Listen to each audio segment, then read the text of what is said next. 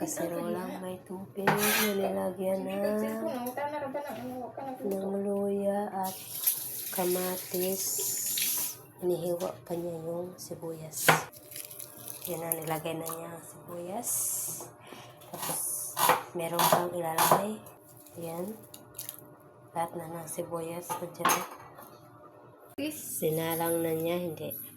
Ayan, ikalpit na ang apoy. Ayaw magsindi. Yung kag maayo ba? Ulit-ulit tayo sa hindi na. Tinanggal lang ang sili para hindi. Antayin natin hanggang kumulo. Uy!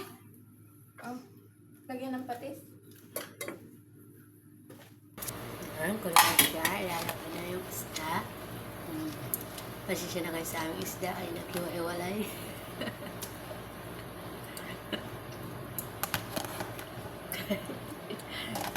Ang arte ng ating kusinera.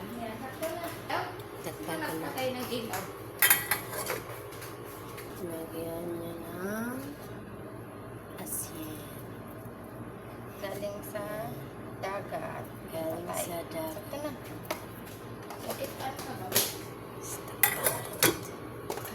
Yan, lagyan ng margarine. Pasensya na kayo, marami ang ganyang paglagay. Dapat bitchin, no? Para masarap. Ayaw ba? Kaso, magic ang gusto.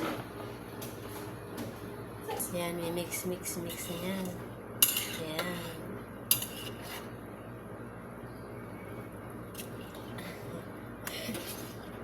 Dinadahan-dahan pa niyang pag-mix. At baka madorog ang isda. Ayan, titikman daw niya. Ayan, nilagay na yung sili. Hindi ko na video ang guys.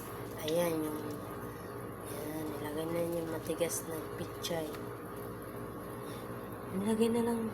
Ayaw, kay. Ayan. Tapos takpan. Haluin pa pala, hindi pa tatakpan. Tatakpan na niya. Tada! Wala, kulong-kulo na. Ikaw. Wala na yung mga sahog. Ayan. Yung sahog na ugat.